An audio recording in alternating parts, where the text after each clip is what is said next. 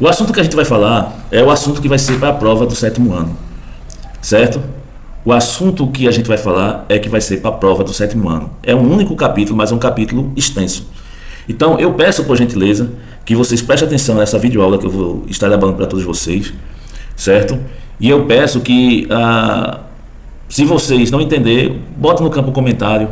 Eu vou estar na sala de aula e vou tirar todas as dúvidas de quem quiser saber e aprender, certo? Eu vou estar passando tudo isso. Agora, vamos estudar? Vamos parar com algazarra, vamos parar com conversinhas aleatórias que não vai adicionar em nada na vida de vocês, tá bom? Eu peço atenção. O assunto para a prova é português na América. Pode ter certeza, só vai cair esse assunto. E é o que eu vou cobrar de vocês na prova, né? A gente já fez a primeira prova, né? E vocês tiraram uma nota boa, né? Eu fico muito feliz por conta disso. Mas nessa segunda prova vai cair esse assunto. E eu peço que vocês se esforcem um pouquinho, por gentileza. Tá certo? Qualquer coisa que vocês precisarem de ajudar, a gente brinca, tá entendendo? Mas qualquer coisa que vocês precisarem, eu não consegui atingir a pontuação, professor, o senhor pode me ajudar? Eu vou ajudar. Se eu ver que o aluno se esforçou, eu vou ajudar. Ele precisar de 1 ponto, 2 pontos, eu vou estar lá ajudando ele. Pode ter certeza disso, eu não quero prejudicar ninguém. Mas eu quero que vocês, de certa forma, colaborem comigo, participem. Tá certo? Portugueses na América. Vocês sabem que com a chegada dos portugueses na América, né, ocorreu oficialmente, né, pela história, a maioria dos historiadores corrobora com essa afirmação. Eu tenho minhas ressalvas, mesmo sendo historiador, eu tenho minha ressalva. Mas eu vou aqui, de fato, falar o que o livro fala, o livro de vocês, é em 1500, ok? Com a expedição de Pedro Álvares Cabral, ok? De Pedro Álvares Cabral. O interesse de Portugal inicialmente, só para que vocês tenham ideia, era apenas o interesse comercial e estratégico, voltado principalmente ao comércio de especiaria no Oriente. Por quê? Porque eles precisavam de matérias-primas. Então, essas navegações serviam apenas para questão comercial, questão estratégica. Vocês entendem o que eu estou dizendo? Não era simplesmente para colonizar país nenhum. O objetivo de Portugal não era esse, não era uma colonização imediata. Por exemplo, o território que se tornaria Brasil, que é o nosso país, era a princípio um ponto de partida, né? Um ponto de partida ou de parada nas rotas oceânicas, certo? Não era um país que foi direcionado a ponto de ser colonizado. Era apenas um ponto de parada nas rotas oceânicas. Contudo, certo? Contudo, o pau-brasil, que é por isso que tem o nome Brasil, nosso país, pau-brasil, que é uma árvore de grande valor, pois por fornecer tinta vermelha, ela de certa forma despertou a atenção econômica aos países da Europa. E aí a exploração ela foi feita por meio de escambo, certo? Por meio de escambo, ou seja, trocas de mercadoria. Escambo, estou explicando aqui para vocês. Escambo é a troca de mercadoria com os povos indígenas. E eu até falando hoje na sala de aula, até falei para vocês que o homem branco vinha com, vamos dizer, um espelhinho em troca de uma mão de obra de 1 dia ou 2 dias. Então, assim, era uma coisa totalmente desleal da parte do português para com os nômades, no caso, que era o indígena, né? Mas foi isso que ocorreu. Então, essa troca de mercadoria, né, aconteceu entre os portugueses com os indígenas. Outro ponto a ser frisado é o encontro entre portugueses e indígenas. Como é que se deu esse encontro entre portugueses e indígenas? O contato entre português e indígena ele foi muito complexo, entende? E muito ambíguo. E por quê? No início, deixa eu colocar aqui, ajeitar. No início predominou a curiosidade e o interesse mútuo. Ninguém conhecia ninguém, né? Os portugueses, eles viam os indígenas como uma mão de obra e aliados estratégicos dele, né? Os indígenas viam os europeus como possíveis parceiros e fontes de novos bens. Era particularmente isso. Era um jogo de interesse inicialmente, ok? Mas com o tempo, porém, surgiram os conflitos culturais, os conflitos religiosos e os conflitos territoriais. Então surgiu o conflito territorial, religiosos e culturais. O índio tinha os seus rituais de culto. Os índios, eles tinham sua cultura e tinham seu território já demarcado aqui em nosso país. Por conta de quê? Demarcação por conta de tribos. Existiam várias tribos no Brasil e elas tinham as suas divisões de terra. Ok? Só que aí, com a chegada dos portugueses, né, eles impuseram a sua língua, que é a língua portuguesa, a sua religião, certo? E o modo de vida e a tentativa de civilizar os povos nativos. Agora vamos lá, imagina a questão aqui que eu vou falar de um grupo que é nativo, que já residia no país, né? Que tinha seus rituais, que tinha sua cultura, que já tinha seus territórios por tribos, né, definidos. Aí chega os portugueses, que são homens brancos, e diz: olha, a gente veio para cá, a gente encontrou com vocês e a gente vai impor a nossa cultura, a nossa religião, a nossa língua, o nosso modo de vida para todos vocês. Isso aí foi saudável? Não. Isso não é saudável para ninguém, né? Então, para muitos indígenas, o contato significou o quê? A perda de autonomia.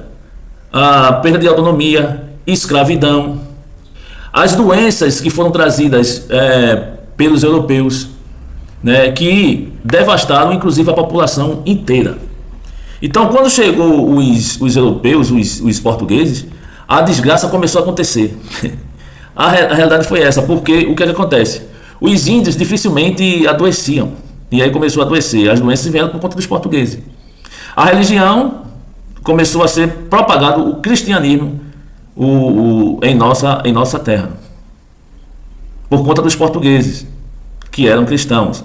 Aí vem com isso também a cultura portuguesa foi imposta para os índios.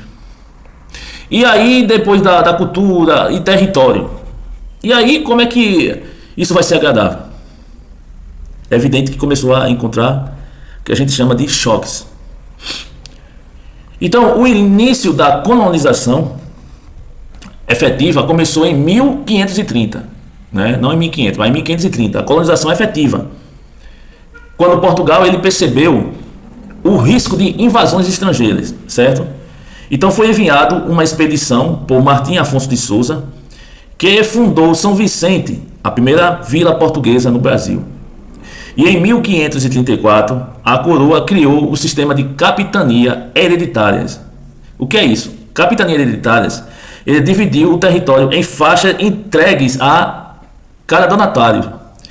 Como muitas capitanias fracassaram, então, em 1549 foi estabelecido o governo geral, que foi sediado na Bahia, em Salvador, para centralizar a administração colonial e fortalecer o domínio português. Foi basicamente isso que ocorreu.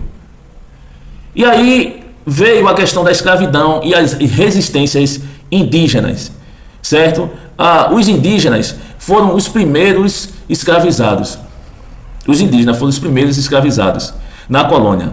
Não foi os negros, foram os indígenas. Eles eram forçados a trabalhar em roças, em construções, na extração do pau-brasil. Foram os indígenas os primeiros escravizados. Vocês entendem isso? Muitos indígenas eles resistiram de várias formas. Primeiro, alguns indígenas começaram a fugir para o interior, sabotando inclusive o trabalho, atacando povoados ou se aliando a outros povos. Começou a ocorrer isso. Também houve a questão da resistência, a resistência que a gente chama cultural e espiritual. Com a manutenção ritual e linguística e das tradições também. As guerras justas e as caçadas humanas foram um instrumento usados pelos colonizadores para justificar a escravidão indígena. Infelizmente. E aí a gente pode falar agora das missões jesuíticas. Os jesuítas, que eram membros da Companhia de Jesus, eles chegaram em 1549, né, junto com Tomé de Souza, e tinha como missão converter os ditos indígenas ao cristianismo. Então, quando eu vejo hoje, como historiador, quando eu vejo hoje esse discurso das pessoas que são mais conservadoras, dizendo as pessoas querem colocar outra tradição, outra cultura, os portugueses que trouxeram o cristianismo fizeram isso com os indígenas, com os negros e com os outros povos também. Então, vamos parar para refletir e vamos parar para pensar a respeito disso. Então, os jesuítas tinham como missão, eles converteram os indígenas ao cristianismo e protegê-los dos abusos dos colonos. Eles fundaram aldeamentos e escola, ensinando aos indígenas religião, agricultura e ofícios. No entanto, os jesuítas, que normalmente eram padres, entendeu? Também impuseram uma domesticação cultural. Eles começaram a substituir crenças e costume nativo pela fé católica, que os jesuítas eram católicos. Então as missões se tornaram centro de poder de fato e muitas vezes entraram em conflito com os colonos e as autoridades civis. Por quê? Porque os próprios jesuítas começaram a tentar fazer a doutrinação e consequentemente a manipulação. A verdade tem que ser dita, a verdade é essa. Entendeu? A questão da escravidão. Com a redução da população indígena, né, e a proibição da escravidão nativa em parte do território, Portugal passou a recorrer à mão de obra africana entre o século XVI e XIX. Aí cerca de 4,8 milhões de africanos foram trazidos lá da África para o Brasil como escravos. Eles eram submetidos, para vocês terem ideia, a condições extremamente desumanas, longas jornadas e castigos físicos constantes. A escravidão, ela torna-se base da economia colonial e moldou profundamente a sociedade brasileira, criando as desigualdades raciais e culturais que persiste até hoje. Referente à questão do trabalho escravo nos engenhos do Brasil. Nos engenhos do nosso país, os engenhos principalmente de açúcar, né, especialmente no Nordeste, nessa região daqui do Nordeste, entre Pernambuco e também a Bahia, foram motor para a economia colonial nos séculos XVI e século XVIII. Não, me desculpe, corrigindo, século XVI e século XVII. Então, a produção do açúcar, por exemplo, exigia intensa mão de obra, porque era o plantio, era o corte da cana, era a moagem, né, o cozimento e o transporte. Então, os escravizados africanos, né, os escravos, eram essenciais nesse processo. O engenho, por outro lado, não era apenas uma unidade produtiva, mas também um símbolo de poder econômico e social dos senhores de engenho e donos de vastas terras e influências políticas. A questão da resistência dos ditos escravos aconteceu, sim, está entendendo? Aconteceu e muito. Vocês compreendem que a resistência foi um mártir, inclusive na história do nosso país. A história do nosso país, de fato, teve esses contrapontos. Houve a resistência dos escravos. A resistência dos escravos foi constante. Eu posso dizer para você tudo isso. Foi extremamente constante, né? Ela se manifestou por fugas individuais, formação de quilombos, e um dos mais famosos quilombos foi o Quilombo dos Palmares, rebeliões, práticas religiosas africanas, ou seja, a gente tem o candomblé, a gente tem batuque, etc. E a preservação da cultura. A resistência também foi uma forma de manter viva a identidade africana, desafiando o sistema escravista e inspirando movimentos futuros pela liberdade. Porque é necessário que os escravos que têm a sua cultura tenham sua independência. Entende? E aí vem as invasões dos holandeses entre 1624 e 1654. Os holandeses invadiram o nosso país. Inicialmente em Salvador, eles invadem Salvador, e por isso muitas construções que você vê em Salvador, por exemplo, deixa eu botar aqui rapidinho, eu acho que agora está assim, né? Muitas construções que você vê em Salvador são construções com o formato holandês, e também aqui em Pernambuco. E qual era o objetivo dos holandeses? O objetivo era controlar o comércio do açúcar. Veja, a partir do momento que Portugal vem aqui, esse zum foi parar na Europa, né? Por descobrir cana de açúcar, o pau-brasil, né? O ouro, a borracha. Isso aqui, essas informações saíram pela Europa. Aí vem os holandeses, eles invadem o Brasil também, não foi apenas os portugueses. E aí eles tinham o objetivo de quê? De controlar o comércio do açúcar, já que a Companhia das Índias Ocidentais buscava dominar o Atlântico Sul, né? Então, durante o governo de Maurício de Nassau, que teve vida, vamos dizer assim, entre 1637 a 1644. Então, houve um desenvolvimento urbano, como eu citei em sala de aula, né, que tive que parar por conta da zoada, mas enfim, houve um desenvolvimento urbano, houve um desenvolvimento científico, e principalmente em Recife. Contudo, os conflitos, que eram muitos, com os lusos brasileiros, ou seja, os descendentes de português, levaram à expulsão dos holandeses em 1654. Então o episódio fortaleceu o sentimento de unidade entre os colonos. E como é que se deu o fim da União Ibérica e os reflexos em nosso país, no Brasil?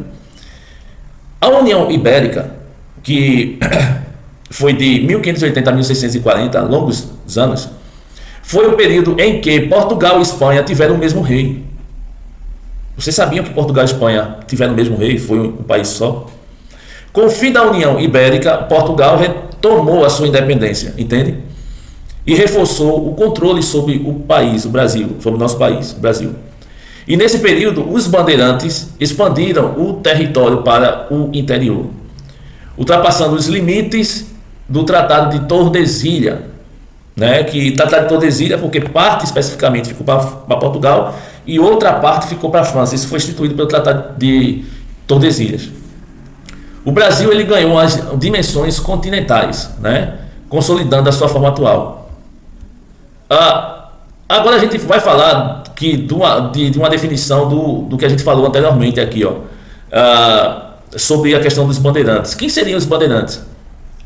As bandeiras foram expedições de paulistas que entre o século XVII e o século XVIII eles avançaram pelo interior do Brasil em busca de índios, ouros e pedras preciosas. Eles eram responsáveis tanto por ampliar o território português quanto por capturar indígenas e destruir quilombos. Então o papel dos bandeirantes era esse: ampliar o território português e capturar indígenas e destruir quilombos. Com o tempo, tornaram-se símbolo de expansão territorial e da colonização do interior. Esses são os bandeirantes. E como se dava a mineração no Brasil colonial? No fim do século XVII, foram descobertas jazidas de ouro e diamantes em Minas Gerais. Em Minas Gerais, também em Goiás, em Mato Grosso do Sul, em Mato Grosso. Essa mineração ela transformou a economia e a sociedade colonial. Porque surgiram vilas a partir disso, comércio, novas rotas, impostos como o quinto era 20% do ouro para a coroa. Era um imposto que se dava aos portugueses. O fluxo de riqueza também estimulou o controle mais rígido da metrópole, gerando tensões que culminaram em movimentos vários movimentos de independência, né, e principalmente da independência do nosso país. Houve também, em contrapartida, o aumento do tráfico de escravos. Por quê? Porque com a mineração, a demanda da mão de obra ela começou a aumentar. Então, os tráficos africanos intensificou e começaram a se tornar entre os maiores do mundo.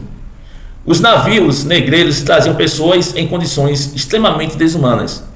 O tráfico se tornou uma das atividades mais lucrativas do período colonial, sustentando a economia metropolitana e fortalecendo as elites locais. Referente aos tropeiros e monçonheiros. Quem eram os tropeiros? Eram os que transportavam a mercadoria e gados entre as regiões produtoras e os centros urbanos, principalmente entre o sul e também o sudeste do nosso país. Então os tropeiros eles transportavam a mercadoria. Já os monçonheiros, eles navegavam pelos rios rumo ao interior, rumo a Mato Grosso, rumo a Goiás, levando esses produtos e informações também. Então ambos, tanto os tropeiros como os monçonheiros, foram fundamentais para integrar o território e impulsionar a formação, inclusive de vilas e das cidades, né, que encontra-se hoje em nosso país. Eles foram responsáveis por tudo isso. Houve também, por conseguinte, revoltas no século XVIII. E por quê? Porque no século XVIII foi marcado, né, por revoltas contra o domínio português aqui no nosso país, como, por exemplo, a Inconfidência Mineira, entre 1789, e a Conjuração Baiana, que aconteceu em 1798. Por quê? Porque existia o que a gente chama das ideias iluministas, né? E nas revoluções americanas, nas revoluções francesas, essas revoltas expressavam o que a gente chama de descontentamento com os altos impostos, né? O controle da coroa e a escravidão. Embora reprimida, essas lutas plantaram a semente de independência, porque as ideias iluministas é liberdade, igualdade e fraternidade. E essas ideias tomaram força nos anos posteriores. A questão da expansão do território brasileiro. A gente sabe que o Brasil tem um país de território continental. E por quê? A colonização e as bandeiras ampliaram os territórios para além do Tratado de Tordesilhas. Os portugueses eles ocuparam o interior, formando fronteiras que só foram oficializadas com o Tratado de Madrid, de 1750. Essa expansão consolidou a posse portuguesa sobre grande parte do atual Brasil, no caso do nosso país. Referente à questão também da economia na colônia no século XVIII. Bom, a economia na colônia no século XVIII diversificou. Por quê? Além da mineração, né, havia outros tipos de forma de ganhar dinheiro, como a agricultura, como a pecuária, como o comércio, né, interno, com a produção inclusive artesanal. Contudo, todavia, a estrutura permanecia baseada na mão de obra escrava e na dependência da metrópole. O ciclo de ouro, por exemplo, ele enriqueceu Portugal. O ouro que foi extraído daqui do nosso país foi levado para Portugal e enriqueceu Portugal. Mas gerou desigualdade e crises locais, quando as minas, elas infelizmente se esgotaram. Entende? Então, esse é o assunto que eu vou cobrar de todos vocês em prova. Entendeu? Que é quando os portugueses, eles vieram para a América, certo? E esse é o assunto. Vocês observam isso. Deixa eu ver aqui.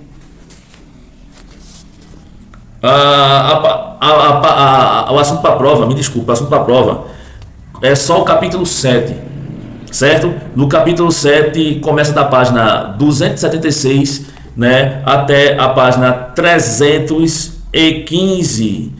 276 até a página 315. Portugueses na América. Portugueses na América é o assunto para a prova, certo? Na próxima semana. Então, estudem. Sétimo ano, estudem, por gentileza.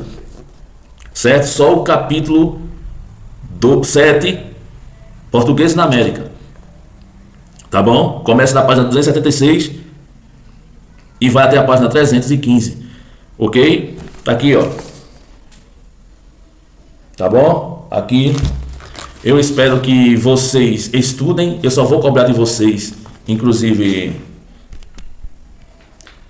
eu só vou cobrar de vocês, inclusive, esse capítulo 7, é um capítulo fácil, é cansativo, mas é um capítulo fácil, né, que é os portugueses na América, que fala especificamente sobre